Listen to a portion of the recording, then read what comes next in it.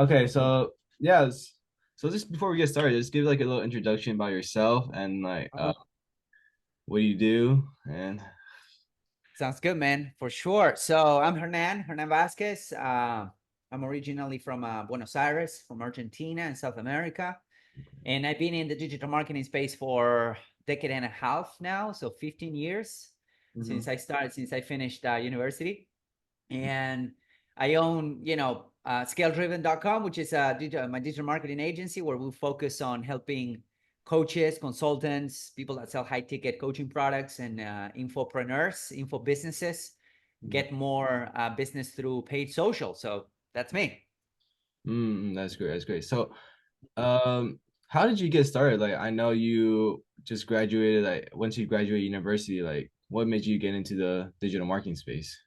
Yeah, that's a great question. So I graduated my degree. I have a degree in public relations here, in Argentina.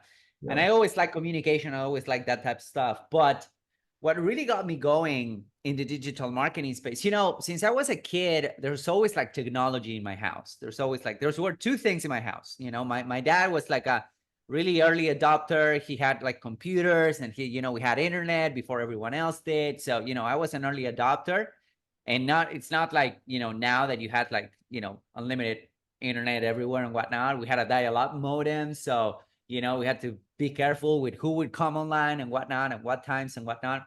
So but I was always like exposed to technology. I was always exposed to computers. I was always exposed to to video games and all that. So Mm. that's the first thing that was always in my house. The other thing that was always in my house is my parents. They used to join, or they used to work for a couple of MLMs, like multi-level marketing type of Oh, companies. okay, okay. And they made some money out of there or whatever. But the main point is that those companies, they really focus on self-development, because the main sales force of those companies is the people, the distributors, the independent distributors. Mhm. So they invest a lot of time and money, Mhm. and an effort on training that sales force.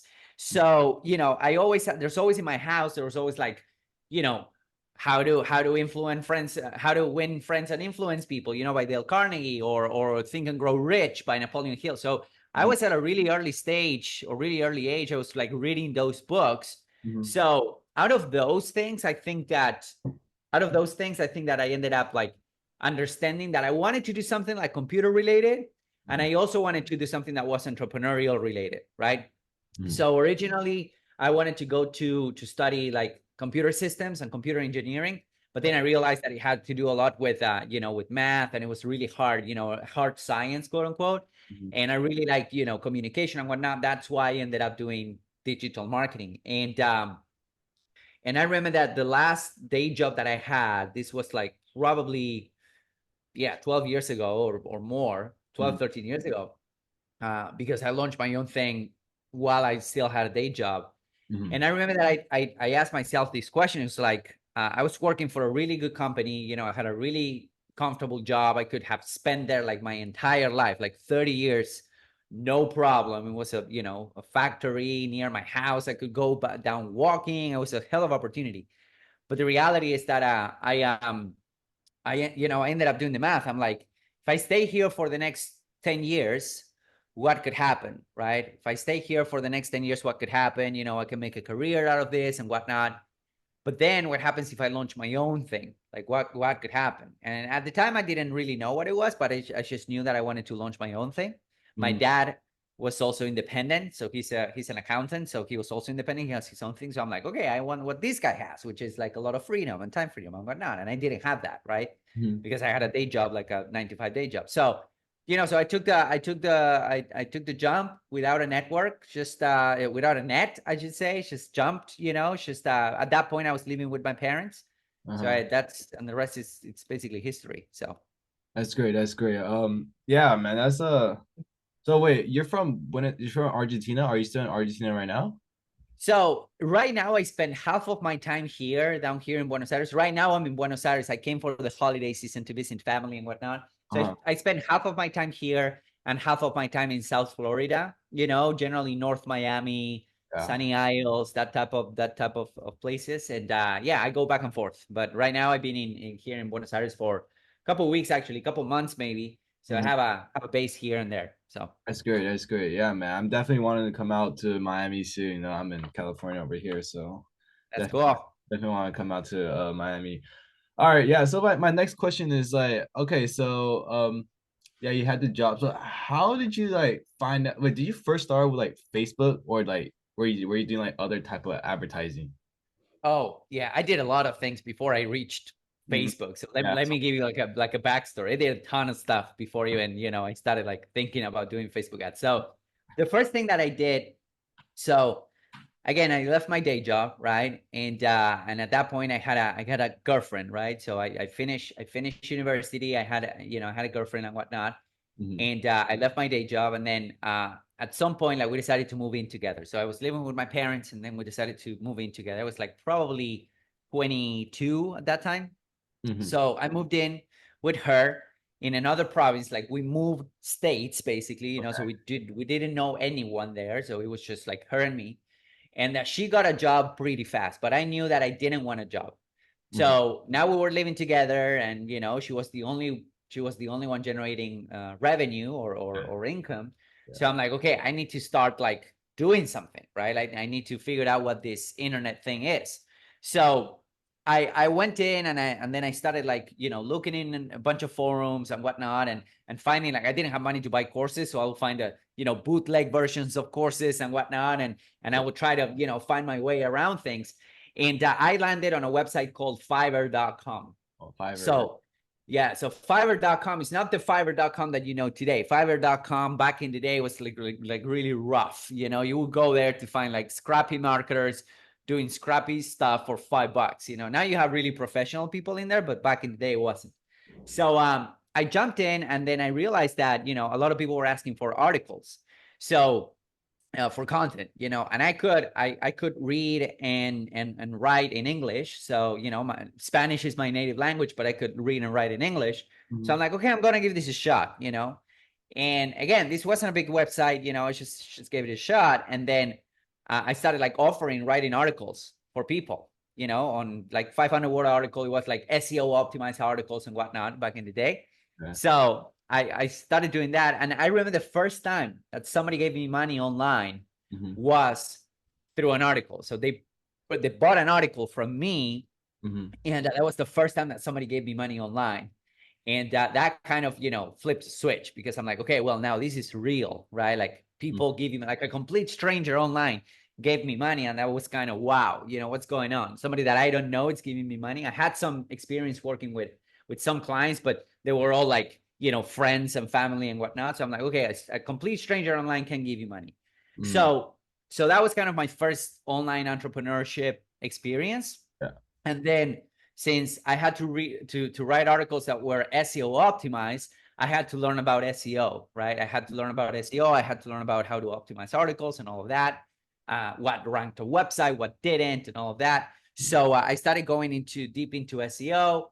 And then what I did was I met a group of folks that I joined this community. I remember it was by Alex Becker, this community. Alex Becker is the founder of Hyros, by the way. And he had this community. He used to do SEO as well before he jumped into paid ads. And I met this group of people, this mastermind, and we started talking about SEO. And Mhm. then at the same time on Fiverr, when you do a good job, people try to hire you right outside of Fiverr.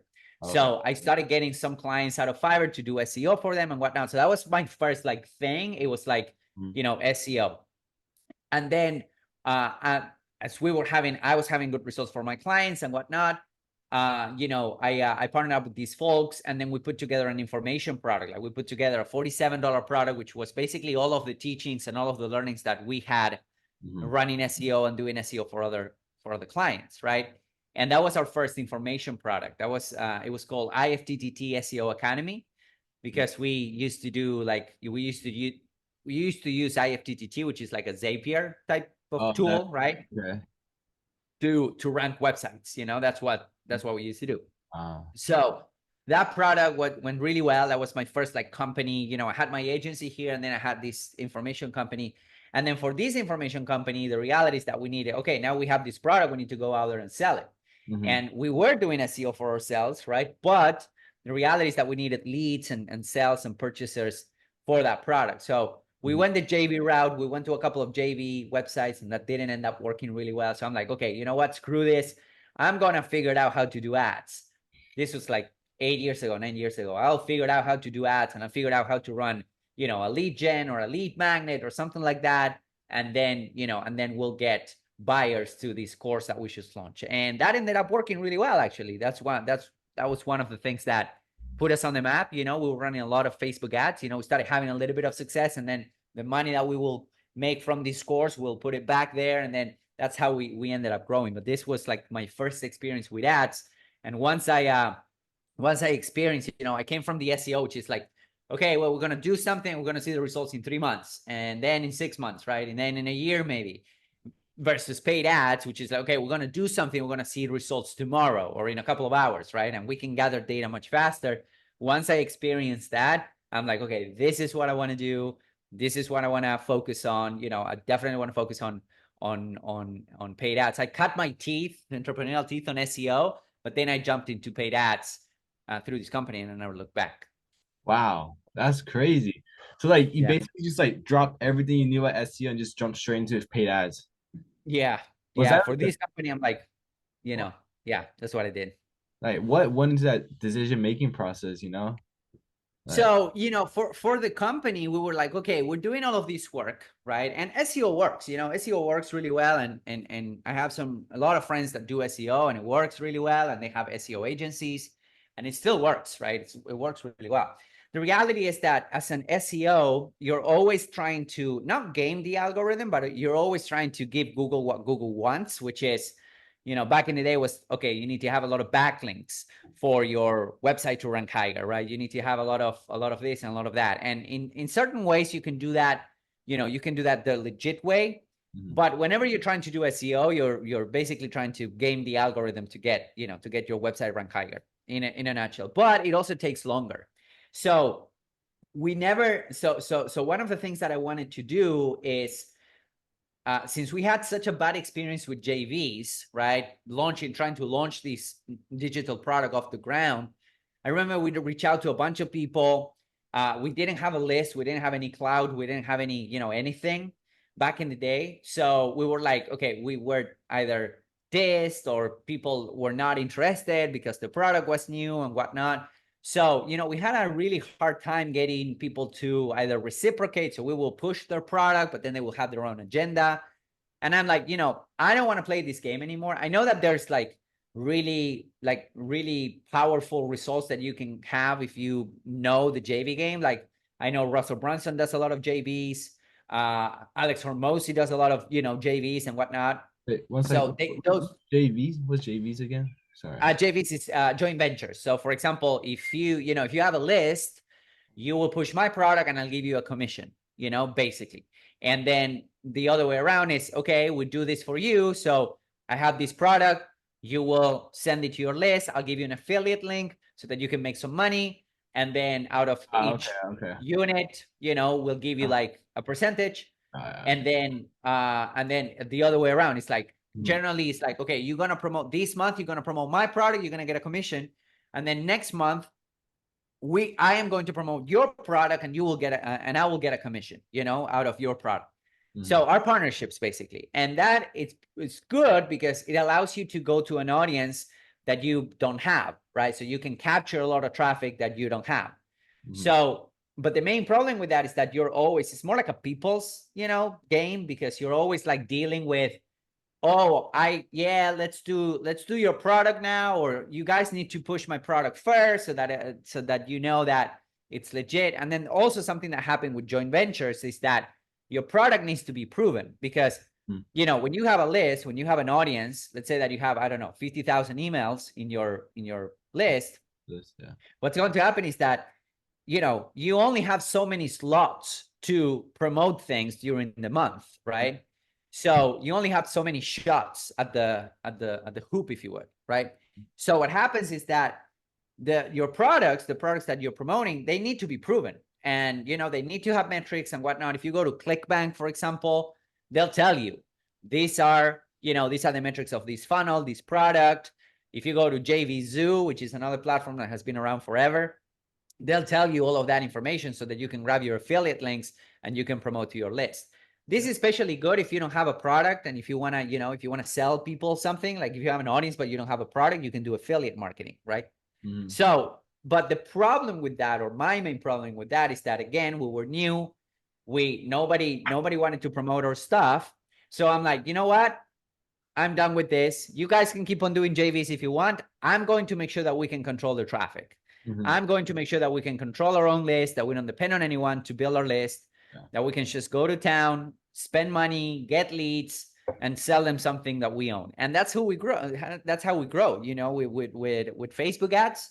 And I'm like, okay, well, now we can really control the traffic, right? Where we want to send it without asking permission from anyone other than, Zuckerberg on this case. Does that make sense? Yeah, it makes sense. Totally makes sense. Yeah, that's Yeah. great. That's great. Thank you for that little backstory. I was just wondering, like, I know that you're like very successful now. Like, I was wondering, like, I know, are you like at like 6 figures or 7 figures a month? I mean, a year. So we're a 7-figure company a year. 7 figures. So we are our agency right now. We're making anywhere between December. It was a little bit slower than general, but we make anywhere between 75 to 85. Sorry, we make anywhere between 85 to 95,000 a month, sometimes 110, depending. Mm-hmm. And now one of our goals for this year is to get it to 250 a month, 250,000 a month. That's our first milestone, and then 500,000 a month. So so yeah, that's basically where we're at. Yeah. So I was wondering, like, do you have a niche, or it's just like people they just opt in and then you guys see whether they're fit for your company or not? Yeah, that's a great question. So yes, we do have a niche, and the niche come basically from my experience working with high ticket coaches, consultants. For example, Mm-hmm. I was Frank Kern's CMO for 3.5 years. I was like doing all of his ads, or many of his ads. I was teaching all of his audience like about Facebook and whatnot. Mm-hmm.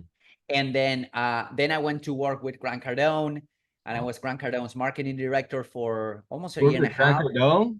Yeah, for sure. Wow. Yeah, that's Oh why my I was going back and forth to Aventura. I was like their offices are in Aventura. So yeah, so I worked directly with him, and we built an agency, and I was his marketing director for that division of the company. God. And then but we were always selling like some sort of information product or coaching product, right? That's exactly how I cut my teeth on Facebook ads, is selling information, right? And then we went ahead to sell. I went ahead to sell information for Frank Kern and then Henry as well and whatnot. So many people that are selling information, they sell courses, and then they sell some sort of high ticket coaching program on the phone, right? So that has been basically my experience. I run ads for local businesses. I run ads for professional services, for software companies, but 70% of my career has been around info coaches and whatnot. So our niche is information businesses, coaches, consultants, people that sell a high ticket product, people that sell training, personal brands, as well. And yeah, we help them scaling their Facebook ads. So yeah, so that's basically what we do. That's our niche. That's crazy. That's crazy. Yeah, how did you like get in contact with Grant Cardone? That's crazy.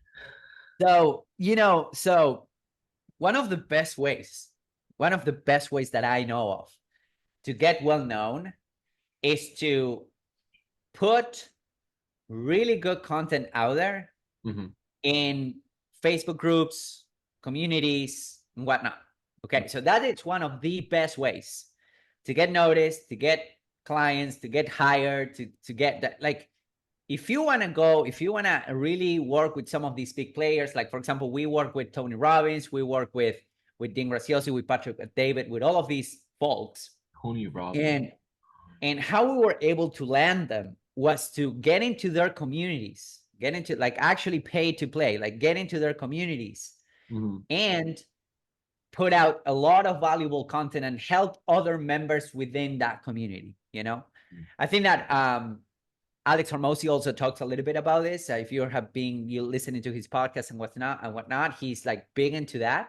Mhm. So I think that there's a book on this. I don't remember the name, but it's like there's three types of people, right? There's the givers, there's the matchers, and there's the takers, right? Mhm. So givers are going to give you everything they have, right? Matchers are just going to give you, in direct proportion to how much you give them, right? It's like, okay, you gave me this content, I'm going to give you one content. And then there's takers, people that are just going to take from you and that's it. Mhm. Most entrepreneurs, most successful entrepreneurs that I know are givers, 100%. Because if you think about it, I once heard Tony Robbins say this, it's like, you can drop my name in the middle of the Sahara Desert, right? In the middle of nowhere, you can drop my name and you can fill up a stadium. Now, but that's because I've been putting out goodwill and content in the marketplace for the past 20 years, right? Yeah. So one of the best ways to reach some of these folks is to literally go into their communities and help their audience in whatever you're good at. So that's how I landed working with Frank Kern. That's how I landed working with Grant Cardone. It's like going deep into their communities and actually spending time Mhm. helping folks there, like creating good posts, creating posts, like long form posts. I would like actually tell them what I was doing. Like, Mhm. hey, here's what we are doing. Here are the results that we're getting. I will break it down for them. And out of that, like I will get a lot of clients. And then the heads of those communities will see you, and then you're like, okay, well, you know what you're doing. Do you want to work with us, or do you want to moderate the community? And that's one step closer, Mhm. right? And that's how I got to work with some big players. Is like being really, really helpful in their communities, jump into their groups, be the guy that's really helpful and become the expert in one thing. And Mhm. then they'll reach out to you when they need something. Because generally what happens is that these companies, they look inwards before hiring somebody, right? They look, okay, who do we have that we can hire before going out there, Yeah. right? And if they have communities of people, they will look in there because that's a gold mine, and they don't need recruiters. They don't need anything. That's a gold mine of people that they can hire. Does that make sense? That makes total sense. Oh wow, that's crazy. That's crazy. Wow. Okay, okay. All right. I guess my next question is like, I know you're very successful and everything like that, but I'm sure you had like a lot of failures and like times that you were like wanting to give up. Can you like tell me a little bit more like how when you first started, like what were like Mhm. the hardest times, you know? So I remember one of the hardest time that I had was just before I found Fiverr.com. That was one of the hardest time that I had because I didn't know what to do, right? I was moving in with my girlfriend, and I had to choose between between heating up my house or putting food on the table, because we were paying rent, we didn't have a car, like things were really rough, Mhm. and we had to choose between heating up the house and or putting money on the table. We couldn't do both. We couldn't do both. And I remember that once I found Fiverr and I started like writing articles for people, I would spend like 12, 15, 18 hours a day huddle on my little laptop that I had back in the day that I think was a gift from my parents.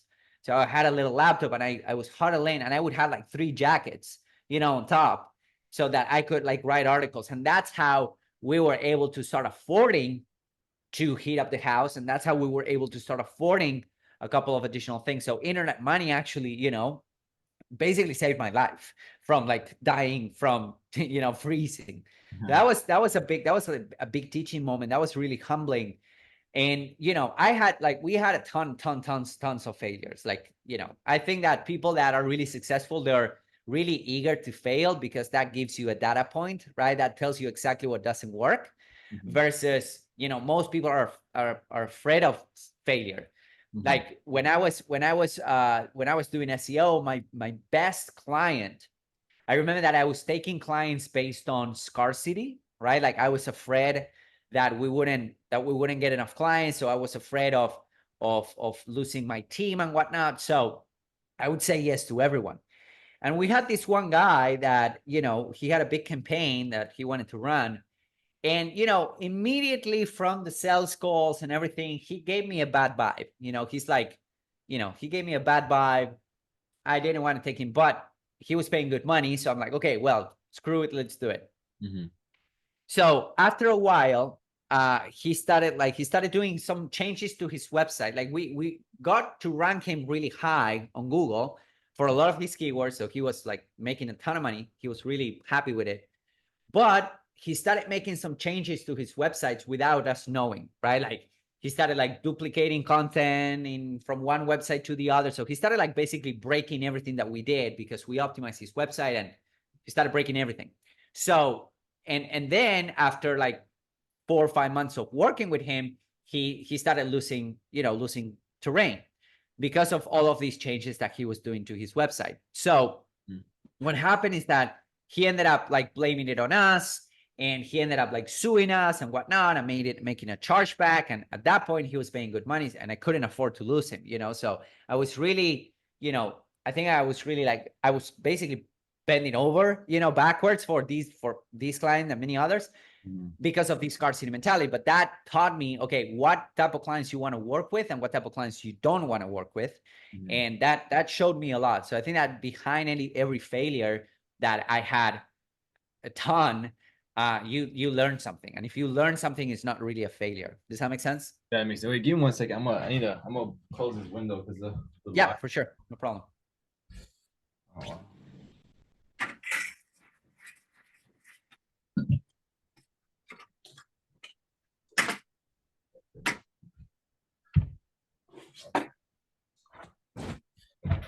Okay, that's crazy. So, wow. So he get all his money back, or did you guys win the He case? got a part. He got a part of his money back. He got a part of his money back. I remember that he got the last month of retainer back. Hopefully, we could save. We could save. Fortunately, we could save the other months. But he was going for the entire retainer of 6 months. After all of that, I had another client also too that did that, and luckily, we were able to save that. But you know, but these are mostly clients that I didn't want to take in the first place. But I did it from a perspective of scarcity, Mm, thinking, oh, I don't know if I'm gonna get new clients, and the reason behind it is because I was getting most of my clients from referrals and whatnot. mhm. And then when you don't have a pipeline full of clients, or people that want to work with you, then that's where you start like saying yes to pretty much everyone, knowing that you don't want to work with those people. Does that make sense? Yeah, it totally makes sense. Yeah, I totally understand. Especially for like mostly like agency starters who are like people who just like started out. I think they're willing to take on anybody, and then I think as time goes on, then people start learning that, oh yeah, these are the clients that you don't want to work with. And Yeah. yeah, you only find that out by do experience, so like yeah, it's a good experience to have. So um yeah, so I'm gonna dive into more about like your Facebook ads and how you're able to like, get such good results. All right, that's like the main. Ah, I bet a lot of people want to hear that. So like, that's so good. like just get a little bit framework about your campaign. Do you run mostly like lead form to the website or engagement ads? Like, which one do you find the best? Yeah, that's a sorry, that's a great question. So since we work mostly with coaches, consultants, people that have a funnel, Yeah. generally speaking, we would run, I would say, 80% of their budget to conversion ads.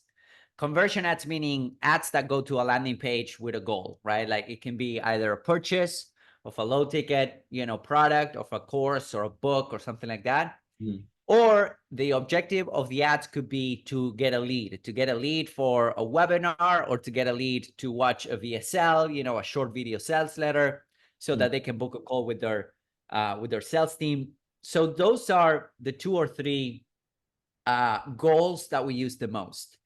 20% of the remaining budget, we generally run engagement ads. mm, But we run a really specific type of campaign when it comes to engagement ads, because since these folks are mostly personal brands, right?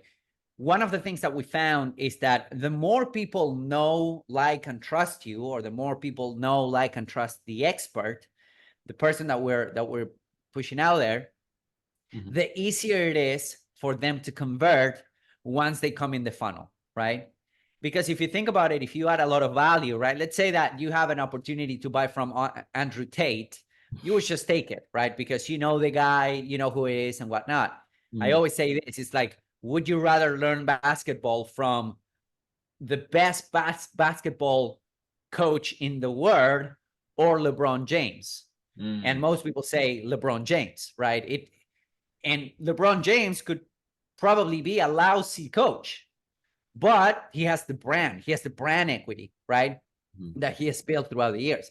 So the point is that what we're trying to make with these engagement campaigns is to get people engaging with video content. Generally speaking, we run video ads for these engagement campaigns. And then for anyone that consumes, and we target these videos to our best audiences, right? Or to our ideal audiences within the platform. And then for everyone that consumes this content, then we would go ahead and show them conversion ads. We will show them actually more video ads. So if you consume, let's say we have a couple of 3 to 5 minute videos out there for clients. And then if you consume 25% of these videos, then we will show you more videos and we will show you also conversion ads, if that makes sense. So that approach right there has been really, really successful for us, because then what happens is that when somebody jumps in a call with their sales team, they're a lot more pre-warmed, right? They say, oh, I've seen your content everywhere. I've seen your Facebook ads. They're great. I've seen your content around, and it's much easier to close.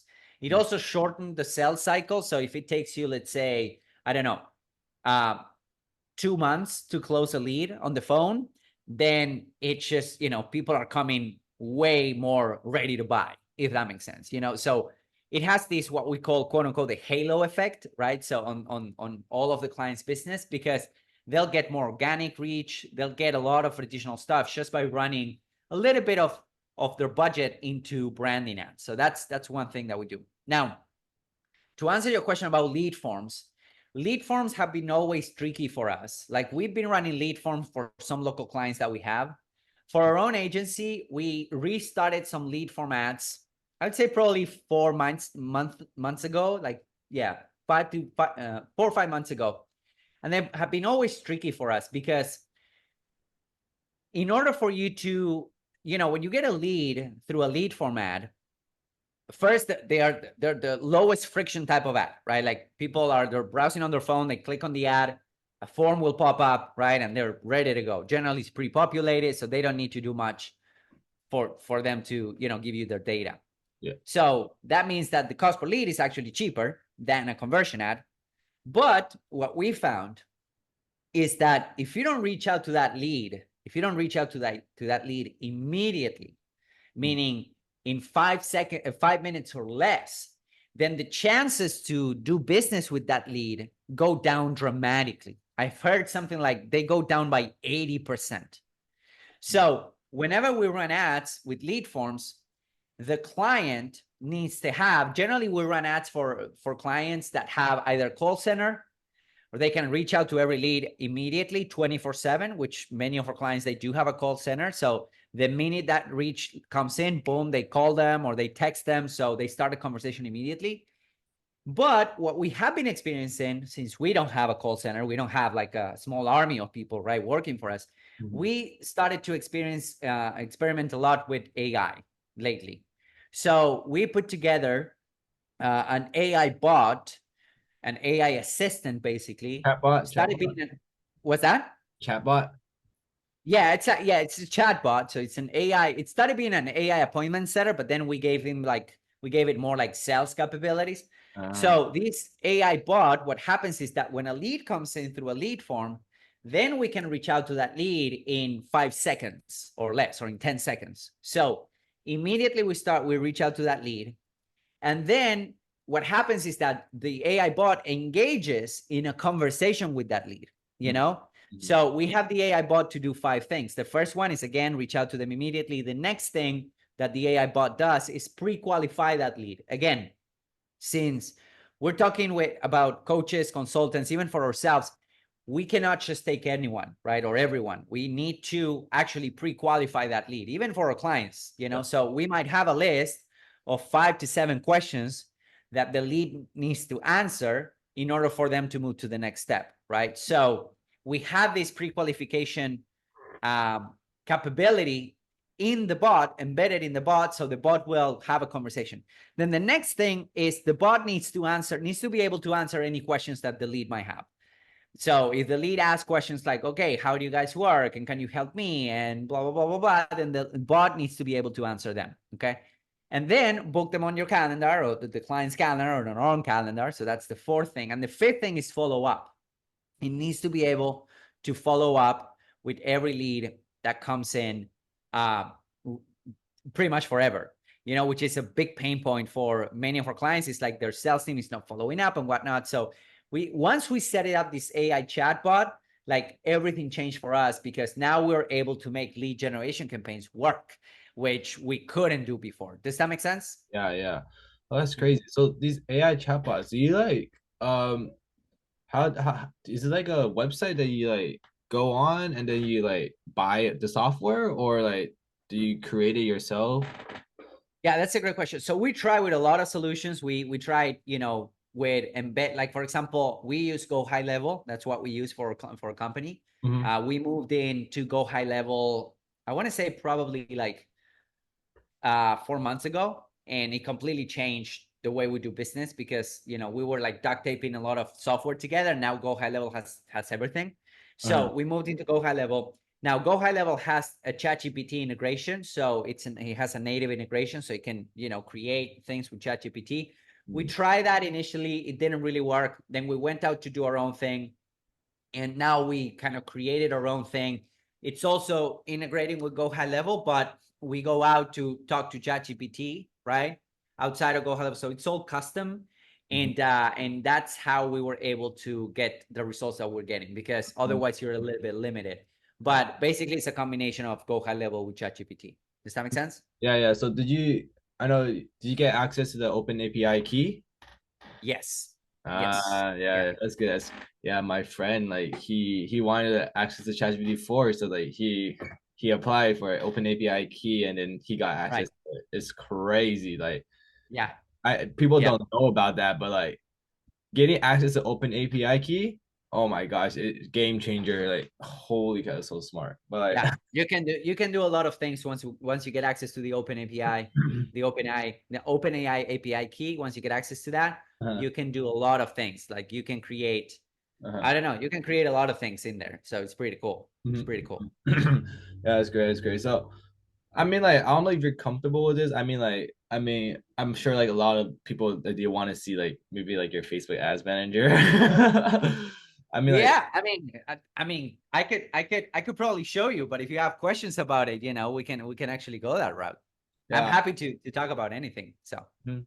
Let me see. I guess like, how do you like, like people like they don't always get like the best like cost per lead, the click through rate, mhm. and everything like that. Like, I guess how do you like optimize like your ad to just like get that above that like 2%, like just like good stats, you know? Or okay, yeah, that's a great question. So generally, what we do is, so the first thing that we always do for every client is to install a third-party tracking software, like whatever that is. It could be Hyros, it could be any track, it could be Red Track, it doesn't matter. Mm-hmm. The reason behind it is because a lot of entrepreneurs they have issues with tracking and attribution because they just use the Facebook pixel. And as we know, with the iOS privacy issues, the Facebook pixel is really ineffective, right? So I guess that you could do also server to server, conversions and using Facebook API too. But the reality is that we like to use either Hyros or AnyTrack. I actually just made a post on the Hyros Facebook group on how we were able to go with a client from 15K a month that they were like struggling to scale past the 15K a month mark. And now we're spending $110,000 a month with a 4.25x ROAS on their funnel, thanks to, Hyros, for example. So I just did that and then I posted there. But that's the first thing that we do because we want to make sure that we have accurate data when we are optimizing our ads. Okay, that's the first thing. Mm-hmm. And then the next thing that we do is we kind of divide the dashboard into two big sections. We have our on Facebook metrics, and out of Facebook metrics, right? So again, this depends on the funnel that we're running ads to. So each funnel, we would look like, different metrics and whatnot, but we kind of know what metrics you need to hit in order for you to have a good VSL funnel, or or a good webinar funnel, or a good, acquisition funnel, right? So a good book funnel, for example, or a good challenge funnel. So we have these metrics because we've been doing this for a while. So we divide that in funnel, in Facebook metrics and out of Facebook metrics. So for example, we will have reach, impressions, CPM, cost per click. We have this one metric that we optimize towards, which is unique outbound cost per click and unique outbound CTR. We don't pay attention to CTRO. We don't pay attention to link click, CTR. No, we pay attention to those metrics: unique outbound cost per click and unique outbound CTR. As a rule of thumb, what we say is that if our unique outbound CTR is over 1%, the ads are good. If it's over 1%, the ads are good. If it's over 2%, the ads are very good. If it's over 3%, the ads are great. So that one metric right there, the unique outbound CTR, allows us to see if we have an ad problem. Let's say that campaign is not working, right? If we have an ad problem or if we have a funnel problem. Because if our ads are under 1% unique outbound CTR, we know that we have an ad problem. So we need to come up with better images. We need to come up with better videos. We need to come up with better copy. We need to get people to click more on those ads, because the higher the CTR, the lower your CPC, the lower your CPMs, right? So the best placements you will get, because people are clicking on your ads, right? So if we have under 1% unique outbound CTR, that tells us that we have a creative problem. Targeting on Facebook is not that difficult. Like, targeting is pretty intuitive. If you want to target, chiropractors, you just, target chiropractors college. Or if you want to target people that like, I don't know, healthy, we have a client that he does fitness. He's a fitness coach for vegans. So what do we do? We target veganism, right, on Facebook. So it's not that complicated. But the main game on Facebook, in my opinion, is the creative, the video, the video, the copy, the image. The creative is where the game is played, right? Because if everything else stays the same and both of us are running ads to the same audience and we have similar products, what's going to happen? Who's going to win? Whoever has the best creative, whoever has the most impactful video, whoever gets people to click on the ads. So that's where we're going with. And I think that as you scale your campaigns, targeting becomes easier, actually, because now you have all of these data in the pixel. We have some campaigns running for clients that we don't target anyone. We just target US men and women 25 plus. That's our targeting. And we let Facebook go to town, and the meta pixel will bring us buyers and leads, So targeting is actually becoming easier, but where it's at the creative. So what we can do is, based on that one metric, is decide, are these creatives hitting? Are people clicking on these ads? My team knows if for a week we have under 1% unique outbound CTR, we need to rework those creatives. We need to write better copy. We need to test new angles. We need to do whatever it takes to get that metric above. Because if that metric is above, that means that we are getting clicks. So the goal of the ad is to get you a click. It's not to sell anything. It's to get you a click to the page. That's the goal of the ad. And or get people to opt in to your lead form. But the goal of the ad is to get people to click or to tap. So once we know that, if still the campaign is not converting, then we start paying attention to the funnel. Are people buying the first thing? What's our conversion rate on the landing page? Are people like watching the VSL? If we're sending traffic to a VSL, how many of those people are dropping off in the middle of the VSL? What are the metrics? How much we're paying to get an application, right? Because generally we have application to phone call. How much are we paying to get a phone call? Are those leads qualified? So all of those things we start to ask after we know that our metrics on Facebook are good. So we kind of optimize from front to back, right? It's like, okay, what's the journey of a client? What's the journey of a customer, of a lead? They're going to see the ad first. They're going to click on it. right? So we start there. Then they're gonna go to this page. They're gonna opt in. Okay, then we go there. Okay, then we're gonna see this thing. You know, does that make sense? So that's how we optimize. Okay, that's great. That's great.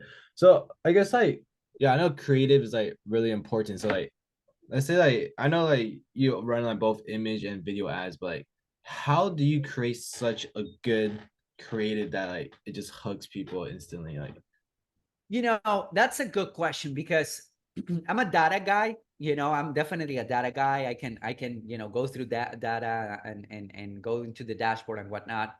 And I'm not necessarily a creative person. So I think that in order for you to, so generally speaking, in big media buying teams, I know this because I built big media buying teams. You have the media buyer, and then you have the creative people, right? So if you take a look at, for example, what Eddie Malouf is doing and Ashton Shanks are doing and whatnot, they're heavily creative people, right? They're savages. They can blow things up, but you need this creative mindset to understand what people want and what people don't want. To be completely honest, man, we have kind of distilled our framework, and I can give you a link so that you can give it to your audience. You know, you can put it in the show notes, wherever this is going to go out. So you know, I can give it to you for free. So we have a framework on how we create video ads. And we have distilled this framework. It's a 5-step framework that I can go through. It's a 5-step framework that works really well, especially if you're a coach, if you're a consultant, if you're selling a personal brand. You know, it works really well because it helps you, not only helps you position yourself, but it also helps you build your authority and get people wanting more. Okay, so again, I can give you a link so that you can give it away for free. We usually charge $100 for this, but you know, your listeners can get it for free. So the way it works is the following. It's a 5-step framework. Okay, the first thing that we do is we call out to our marketplace, and the call out is the simplest thing. You know, some people call it the hook, some people call it, you know, the dog whistle and whatnot. And the reason why they call it dog whistle is because there's some whistles that only dogs can hear because they're so, you know, they're so high. So, you know, if you say that, if you whistle that, if you use that whistle, then only your ideal audience are going to resonate with that message, which is the first thing that you want. So for example, and this is what we tell to our clients, is like, if you're targeting chiropractors that are making over 5K a month, and you want to take them to 50K a month, that's the first thing that we say on the ads. It's like, hey, are you a chiropractor that's making 5K a month and you want to make it, and you want to take your practice to 50K a month? Then I have some good news. That's the first line. That's the opening line. Okay, so who's going to pay attention after that message? There's a high chance that only chiropractors that are making 5K a month and want to take it to 50, right? So that's how we open. So for example, on our ads, we say, hey, are you a coach or a consultant? If you sell information and you want your Facebook ads to work better, what does that mean? That works better. That means that we are talking to people that are already running ads. We're not saying, hey, do you want to launch your first ad? Are you a newbie and you want to get started? No, we should say, do you want to make your Facebook ads work better? You know, so that's the first opening line. After that, we go into what we call a call to action, right? We have a call to action at the beginning. So for example, it would go something like this. Hey, are you a coach, a consultant, or you sell information, you want your Facebook ads to work better? Then I have some good news. And then we have a little bit of a call to action. We say, if you want to learn how we are doing this for our clients, go to xyz.com or click the link somewhere around here. So we have a call to action immediately for those people that are ready to take action right away.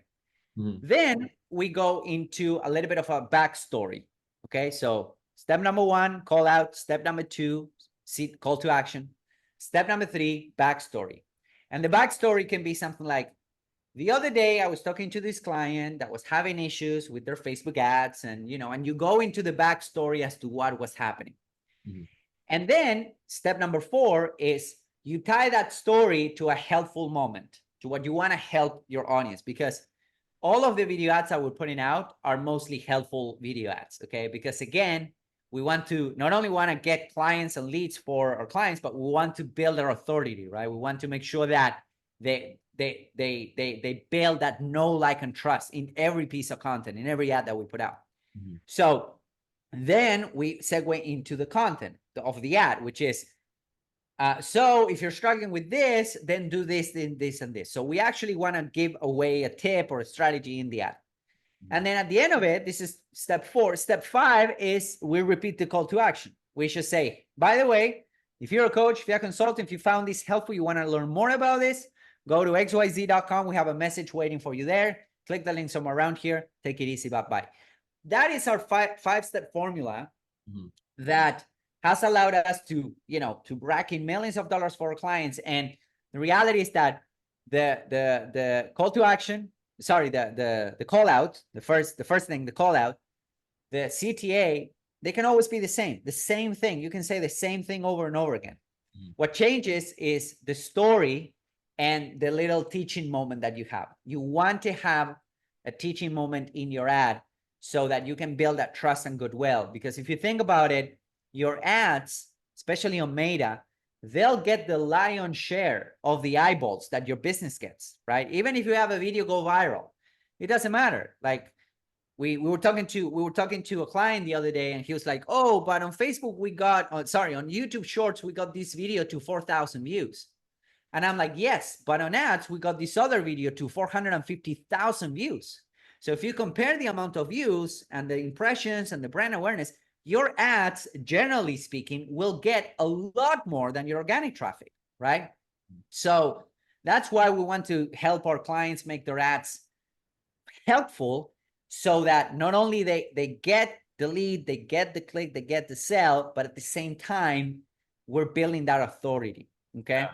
And then we have the call to action twice, then we have call to actions everywhere, so that we can also get that click. Does that make sense? That's basically how we are crafting creatives. Yeah, that's great. That's great. That's so valuable. Yeah, man. I appreciate you for like just like that's like very valuable. Just like golden nuggets here, here and there. So that's very good. So like I guess like so like even for like your clients and like let's say like Grant Cardone, like one of your ads would just be like, hey, are you like I mean what does Grant Cardone do? Well, for example, we run ads. So we run ads for I run ads for 2 of his ventures. I run ads for his digital marketing agency. So we say, hey, are you a business and you're making X amount of money and you want to take it to X amount of money? Grant Cardone just launched a digital marketing agency. So it was like Grant Cardone saying, hey, are you a business owner and you want to take your business to the next level? You can now work with my team to do your ads. That was basically it, right? So we have the same call out and we have the same CTA, and then we had a little bit of content as well. So it doesn't matter, so we don't run ads for that. And then we also ran ads for his investment fund, Cardone Ventures, and the call to action, the call out was different. It was like, hey, do you have $50,000 and you want to invest it, but you don't know where, and you want a proven investment that will give you results and cash flow every single month? Then I have something for you. So boom, call out right at the beginning, because it's like, you need to have, in order for you to jump in Cardone Ventures, Cardone Capital, you needed to have 50K, cash. So we do that all the time, dude. Like we run ads for investment funds. So we're able to target accredited investors in Facebook, and we target that, and we should say, hey, are you an accredited investor and you have $250,000 in assets that you want to, put in this resort in Panama, whatever? Then we have some good news. And then we segue into the next part of the content, if that makes sense. So we do that for every niche that we have. That's our framework right there. So like, how long are videos? Like a minute long or under a minute long? Yeah. So generally speaking, these videos, and that's the funny part, and that's why I like these strategies, because they are between 2 and 5 minutes long. Most of them are 3 minutes long. If you think about it, that's a long time on Facebook, Meta, Instagram, for somebody to watch 2, 3, 4, 5 minutes of your video. Most of my videos are 4 minutes long. We have clients that are 5 minutes. We have other clients that are 3 minutes, but it's rare that you can actually help and go through this framework in under 1 minute. I guess that you could do it, but the reality is that if you think about it, that's a long time in the platform. Okay. This is not YouTube. You can have a 20-minute long video. This is not like other platforms. Like they are really like short form content driven. So what happens is that then we can retarget everyone that consume, let's say that you have everyone that consumes 75% or 95% of these video ads that we have, that signal us that, wow, this guy, this person, it's really interested, it's really engaged. So then we can retarget those people. First, we can build lookalike audiences out of these people, right, that consume all of our content. That's number one. But also number two, we can retarget them with image ads. And that's where image ads come to play. It's like, boom, the head of the person I was talking with a little bit of a call to action. You know, we have text. Most of the time we have text on our image ads. And then we just say, hey, do you want to see this short presentation that I put together about talking about this thing that I just said in this video? So these front-end videos, these called top of funnel videos, will get us clicks, but also it will allow us to create an audience within the platform that we can retarget to. Does that make sense? Oh, that's crazy. That's good. Oh my gosh. Okay. Wow. So I know like especially like the people who like watch like 50%, they're like qualified too. Like, I mean they're like very interested. So it's like way easier to close them too, right? Totally. We had a client coming and tell us, this was a year ago. We had this client, again, high ticket coach. He was selling a $50,000 investment product.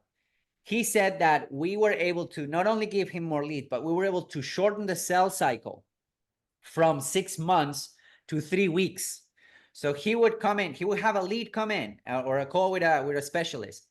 They will have to follow up with that lead for 6 months before they actually close them. With using this strategy, we're able to close that in 3 weeks, which is crazy if you think about it. So I really like this phrase from Dan Kennedy. Dan Kennedy is like the OG of marketing, and you know everyone should study Dan Kennedy. Oh, everyone. So Dan Kennedy says something that is really interesting. He said something like, you cannot scale a business relying on stellar salespeople. Okay. So if you get here's what I mean. If you get a cold lead, somebody that doesn't know who you are, they haven't heard about you, they just click on an ad on Facebook and whatnot, you hop on the phone with that person. You need to be a spectacular salesperson to actually turn that lead into a buyer right there on the spot. You know what I'm saying? You need to be like out of this level good, because again, they don't know you, they haven't heard about you. Now, marketing should be able to do most of the heavy lifting, so that by the time somebody hops on the phone with you or your team, they are pre-warmed up, they're pre-educated, they're pre-nurtured, they're pre everything, so that you can scale your company relying on normal salespeople, average salespeople, right? You want to make the job easier for them. So that's why we put, so much emphasis into this strategy, because it's like by the time they hop on the phone with somebody, they have already consumed 2, 3, 4 videos. They have already like gone through your presentation. They have hop on a call with you. So it's like, okay, what questions do you have? At that point, they already know your price. They already know who you work with. They already know everything. So it's much easier, I think, to scale a company like this. It does take a little bit more time because you need to build this audience and nurture this audience. But I think that over the long run, it's a lot more sustainable. Does that make sense? Yeah, makes sense. I guess my next question is, I know like so you make video ads, like the background, right? The background, like how like a professional background. Does that make a very big difference too? Dude, listen, what we found, and this is funny and this is why I like this strategy so much as well, because what we found is that it doesn't require a high degree of production to have really good video ads out there, So we had this client, I think it was like during the pandemic, we had this client that we helped go from $30,000 a month to $1.5 million a month in ad spend with a 6x ROAS, and he had this amazing production type of videos.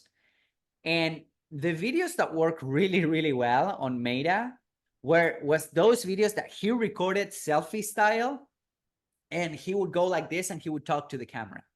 Because if you think about, and then we had these amazing production videos that they didn't perform as well. So, because if you think about it, it's different. I guess that it's a little bit different for e-commerce. And of course, if you can put together great videos, like do it, go ahead and do it. For ecom, I think it's a little bit different because the showcase is the product and you want to showcase the product a little bit different. But for personal brands and whatnot, what we found is that, again, we're talking about Meta.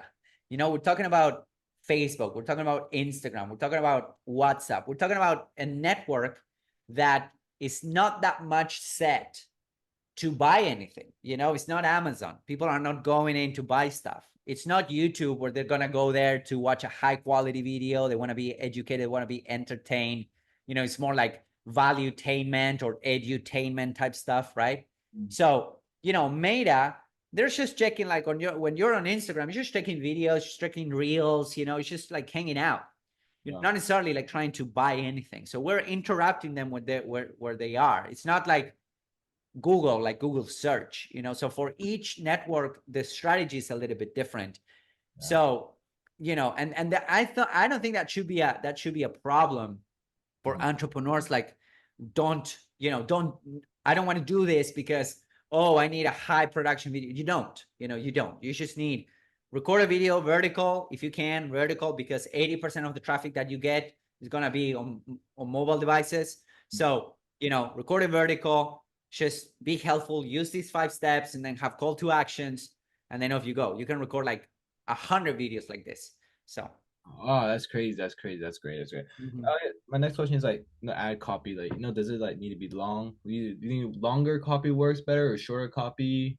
Or like, I know you do like, which one do you think is like more? Yeah, great question. So generally speaking, when we're running video ads, the copy can be a little bit shorter because most of the heavy lifting is done by the video itself, right? So most of the heavy lifting can be done by the video. We noticed that when we're running ads to call traffic, it also depends on the funnel that we're running ads to. So for example, when we run ads to an acquisition funnel, like for example, a book funnel or a low ticket, a tripwire offer, a low ticket offer, something like that, we might have long form copy with images.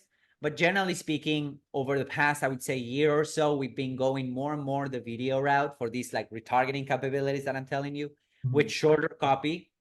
And then if you want to have a little bit longer copy, you can have that on the retargeting side of things with images, because images, they don't say much. So you may want to tell a story and whatnot. But basically what we do is shorter copy with videos, top of funnel, and then middle of funnel retargeting. We do a little bit longer copy with images, if that makes sense. That's great. That's great.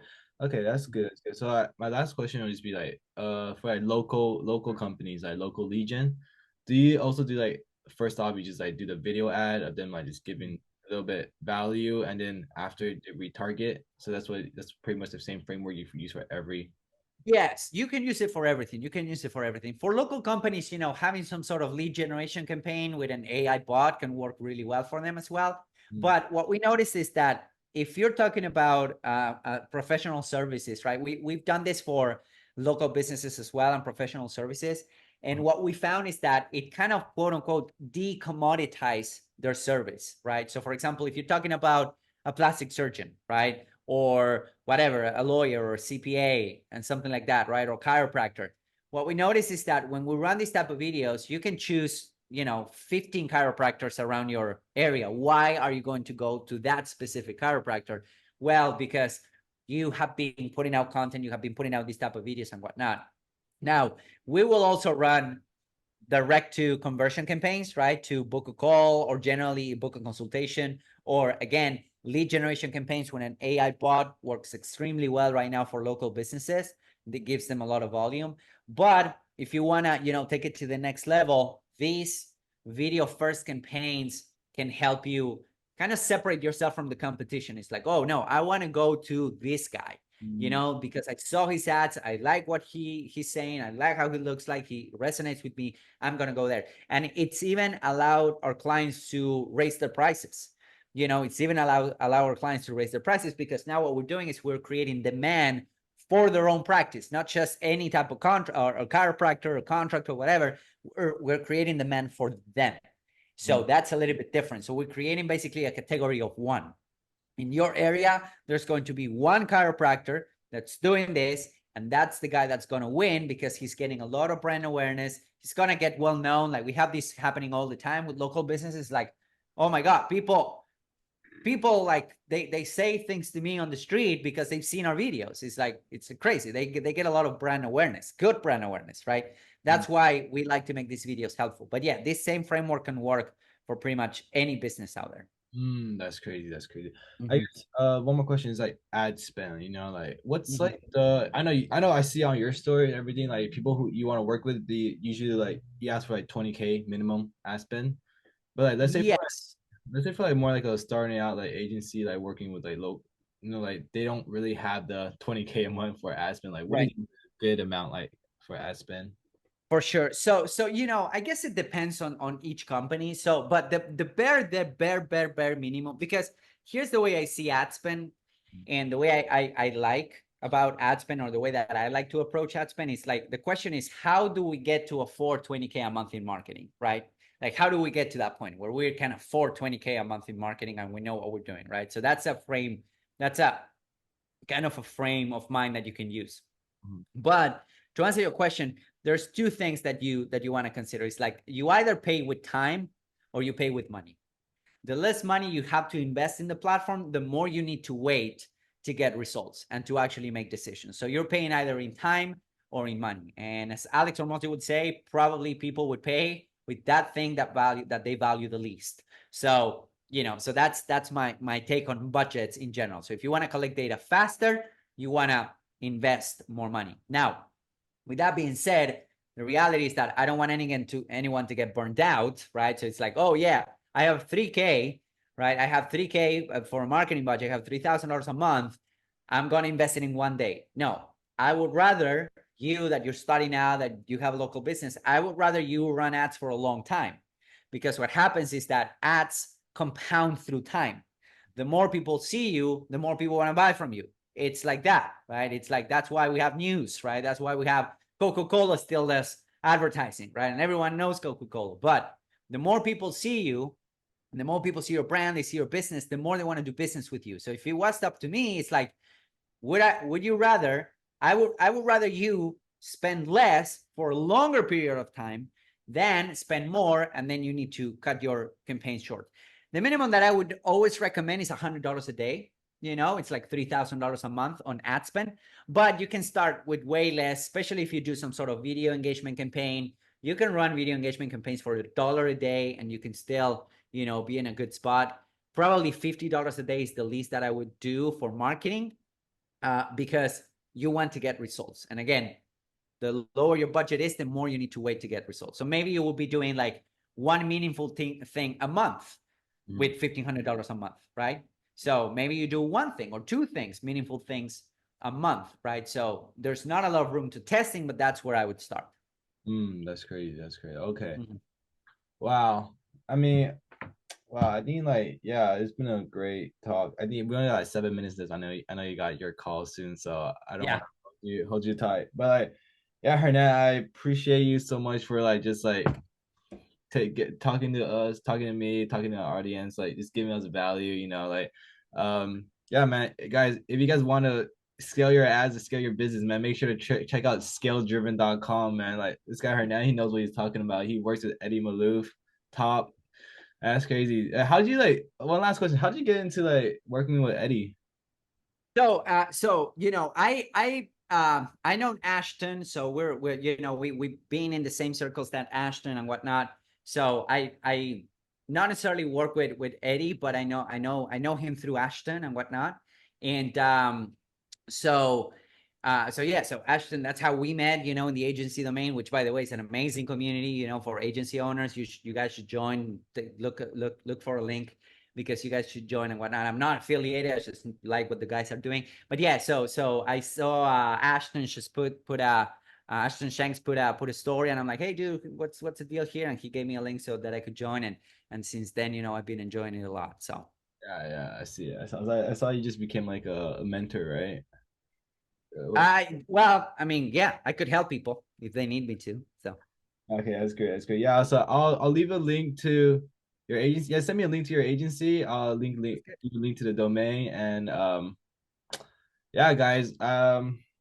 Yeah, that's pretty much it, man. It's been like an hour or something, but that's all cool. right, it's great, Hernan. Appreciate it so much. Awesome, man. Yeah, of course, man. Hey, if you want to like talk again, like have another little podcast, maybe have like another guest on here, maybe like Eddie Malouf or Ashton, if they We'll wanted do to it. come on. Yeah, man. Like I would appreciate it. And then yeah, that's great. That's great, Hernan. So all right, I'm gonna let you go, but All right, brother.